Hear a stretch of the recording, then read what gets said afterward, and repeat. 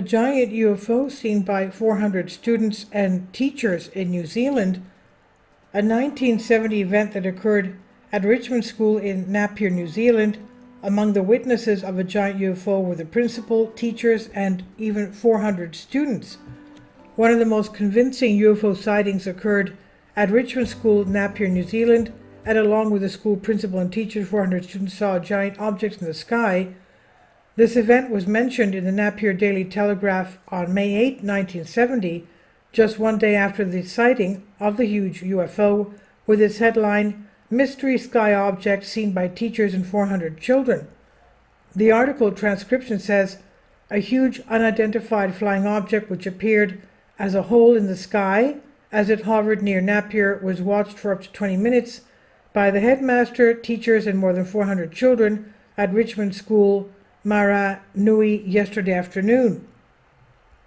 And it goes on to say, witnesses to the sighting said, "There was an unearthly quiet as the usually noisy children stopped their play and watched awed and fascinated by the saucer-shaped object. The headmaster, Mr. W. Billing, said he was watching the children playing in the school grounds when he noticed the object moving in from the south. He said, 'I thought it was an aircraft at first.' He said, 'Then I realized it had stopped moving and it appeared as an extremely brilliant object in the clear sky.' As he drew his teacher's attention to it, the children also spotted the object and stopped their play. It was like a huge wingless plane with the sun glistening on it, but what amazed us was that it was also glistening on the side way away from the sun," he noted. "The object seemed to be hovering in an area between West Shore and Tongioi, where, he said, where we were watching it with a plane. When a plane came into view and landed, there was definitely no comparison between the object and the aircraft," he explained. After hovering for 3 to 4 minutes, the object began to move away. It then moved at ring angles, and the next thing we knew, it was like a round ball with a middle, a transparent-like sheen. It then flattened out again and continued to move away in a straight line to become like a bright star. All of a sudden, it seemed to light up again like an extremely brilliant planet, and then fade again before it moved away at speed," Mr. Billing said. The object was last sighted at around 2:23 p.m. "It was not a weather balloon, which you would not see change from a round to an oval shape," Mr. Billing said. "It was also definitely a solid object, and you seemed to get the feeling it was metallic." One of the teachers, Mr. A. Coveney, said he had read reports of people sighting unidentified objects, but he had always been rather skeptical, he said, until that day. "We thought half of Napier would have seen it," he said. "Here at the school, everyone was standing with their mouths open trying to work out a logical answer to it. A pupil had come to him for an answer. He asked me if it was a flying saucer, and I said yes, because I couldn't give any other answer," Mr. Coveney said. The sighting had stopped the usual sounds of noisy playing. The whole area seemed to be so unnaturally quiet that it was uncanny, he noted. It was not only the movements of the flying saucer which were unearthly, but also the appearance of the craft when it changed shape.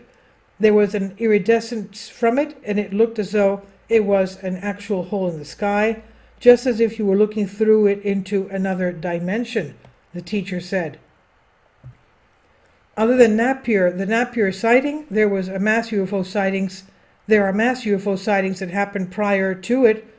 For example, September 20th, 1956, Southwell School, Claudel's boys and masters saw a brilliant white object slightly larger than the moon.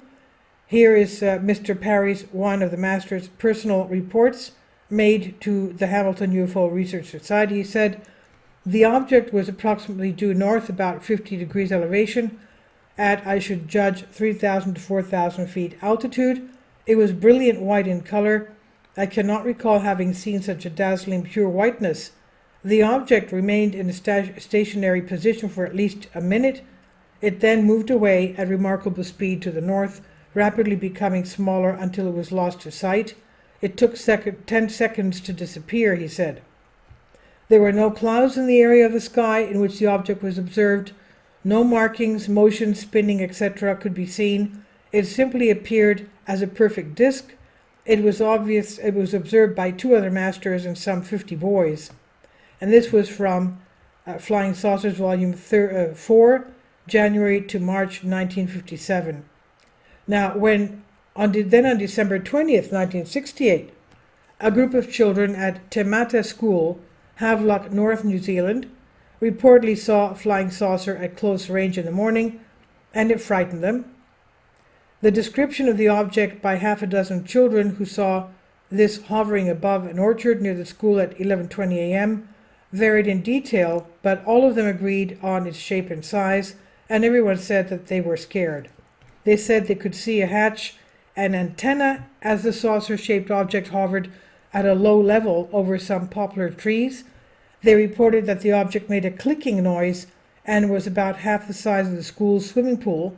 The children were in a non-swimming group and drew the attention of their teacher, who was giving swimming lessons to other members of the class, to the object as it suddenly shot upwards and traveled northwards towards Hastings, leaving a vapor trail. The teacher said he watched the object for about 10 minutes as it traveled backward and forward across the sky of Hastings. At times the teacher thought it could be an airplane, but at other times it appeared to be too round to fit the description of an aircraft he knew.